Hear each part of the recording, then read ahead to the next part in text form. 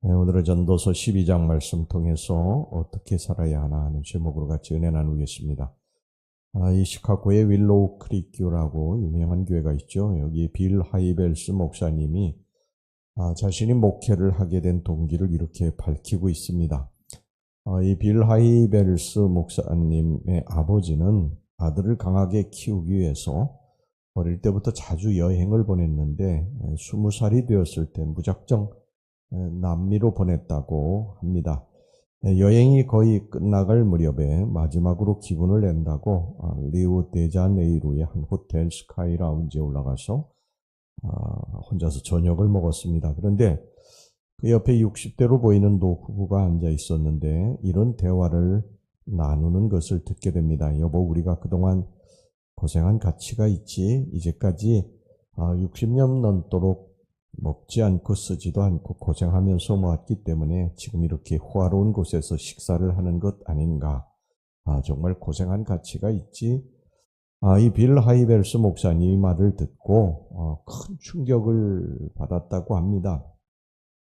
일생 안 먹고 안 쓰고 고생하다가 고급 식당에서 저녁 한 끼 먹는 게 뭐 그리 행복한 일인가.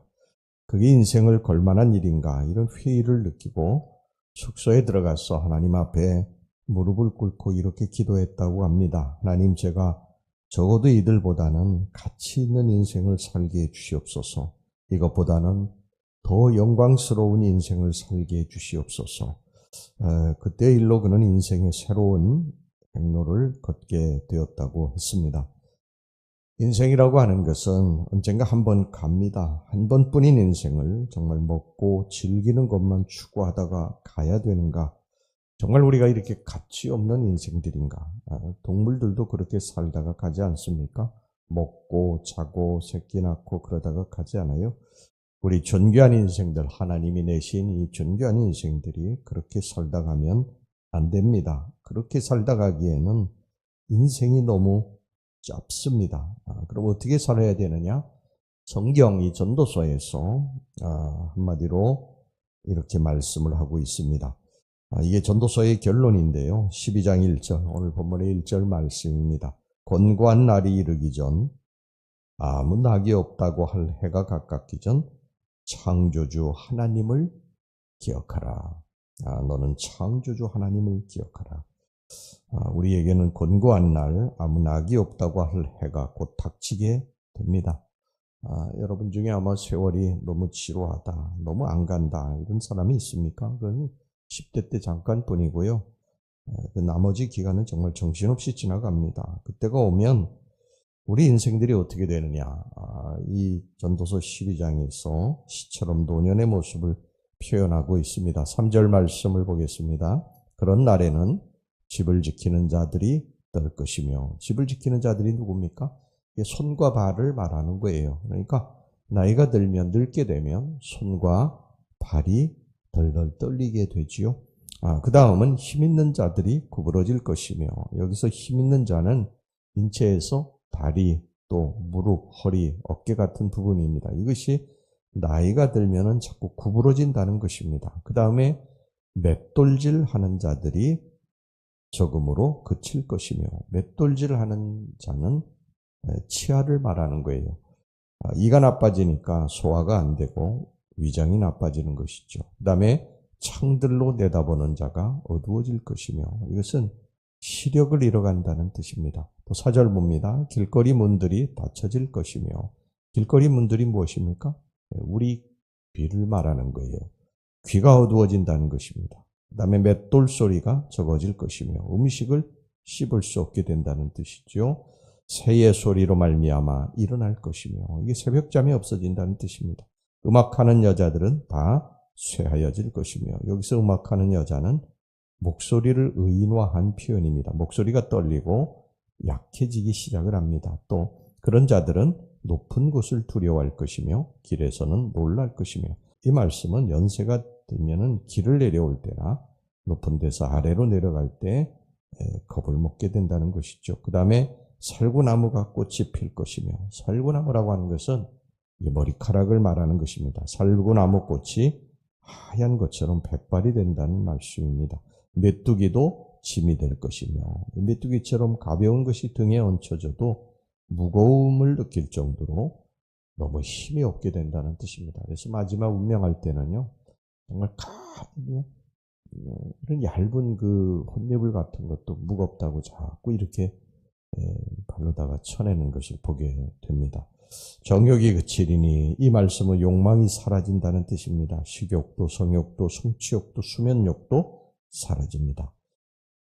왜 이 전도서 기자가 이렇게 노년의 모습을 의인화시켜서 자세하게 묘사하고 있느냐? 그것은 너희들에게 나이가 들어서 이제 아무것도 할 수 없는 때가 곧 온다는 것입니다. 곧 오니까 최선을 다해서 주님의 영광을 위해서 일을 하라는 것입니다. 제가 목회하면서 보니까요, 젊어서 아주 열심히 일하시던 분들, 이런 분들이 이제 늙고 병들어서 일을 할 수 없는 때가 오는 것을 보게 됩니다. 우리 교회도 정말 열심히 정신없이 일하시던 그런 분들이 이제 연세가 드셔서 이렇게 뒷방으로 물러 앉아가지고 아무것도 할 수 없는 분들을 이제 보게 되죠. 옛날에는 다 누가 돌아가시면은, 성도들 중에 돌아가시면 지금은 이제 화장터에 가서 이제 화장을 하고 그럽니다만, 옛날에 다 이 하관을 했거든요. 하관.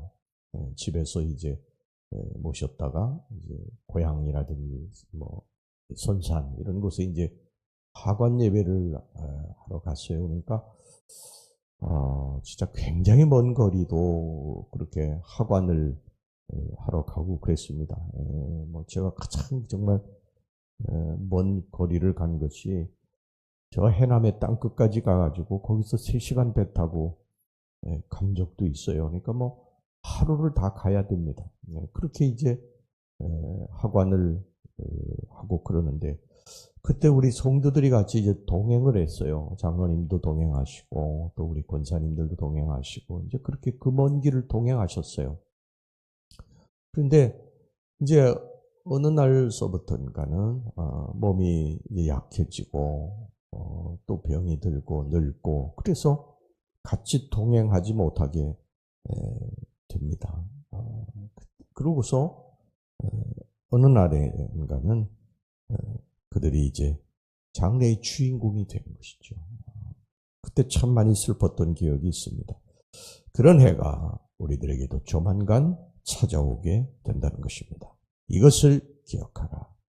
전도서의 마지막은 이것을 우리들에게 말씀하고 있습니다. 그 해가 오기 전에, 그 날이 오기 전에 너희들이 하루하루 최선을 다해서 주님의 영광을 위해 살다가 주님 앞에 서라는 것입니다. 워렌 위어스비라고 하는 유명한 목사님이 계시죠. 이분이 어느 해인가 교통사고를 당해서 거의 죽게 됐습니다. 술 취한 운전자가 시속 140km로 차를 몰다가 커브길에서 이 목사님 차를 들이박았습니다. 이 목사님 기적적으로 목숨을 건졌습니다. 중환자실로 옮겨진 이 목사님이 깊은 묵상 중에 신명기 30장 25절 말씀을 깨달았다고 합니다. 내가 사는 날을 따라서 능력이 있으리로다. 즉 하나님께서 그날 살 힘을 주시기 때문에 사는 것이다 하는 깨달음이었습니다. 이 말씀을 깨닫고는 병상에서 아침을 맞을 때마다 하나님이 또 새로운 날을 주셨구나, 그러고서 감사가 흘러나오더라는 것입니다. 그러면서 이 하루를 하나님의 영광을 위해 써야지, 이런 결심을 했습니다. 하나님께서 그때그때 힘을 주시니까 지금도 건강을 유지하고 있지, 항상 건강하고 의욕적으로 뛸 수 있는 것은 아니다. 이 사실을 병상에서 절실히 깨닫게 된 것입니다. 우리 인생은 하나님 앞에 설 날이 있다. 이것을 너희들은 기억해야 된다. 우리 인생이 헛된 것에 매달려서 정력을 낭비할 만큼 길지 않다는 사실을 기억해야 됩니다. 그래서 하루하루 정말 하나님 앞에 감사하며 가치 있는 일, 해도 목마르지 않는 주님의 영광을 위한 일을 하며 살아라. 이것이 전도서의 결론입니다. 기도하겠습니다. 하나님 아버지, 우리가 어떻게 살아야 될지 전도서 기자가 우리들에게 마지막을 말씀해 주고 있습니다. 너는 이 땅에 사는 동안 곤고한 날이 이르기 전, 아무것도 할 수 없는 때가 이르기 전 너희들은 주의 영광을 위해서 창조주를 기억하고 일하라. 주의 영광을 위해서 살아라. 이것이 전도서 기자가 우리들에게 말씀하는 마지막 메시지입니다. 주님, 저희들도 이 날이 언젠가 올 터인데 이 날이 올 때 우리들이 지난 날들을 뒤돌아보며 참으로 허무하다고 생각하고 그렇게 탄식하는 것이 아니라 정말 일생을 하나님의 은혜 가운데 잘 살았다. 하나님의 영광을 위해서 잘 살았다. 이렇게 고백하고 주님 앞에 설 수 있게 주시옵소서. 예수님의 이름으로 기도하옵나이다. 아멘.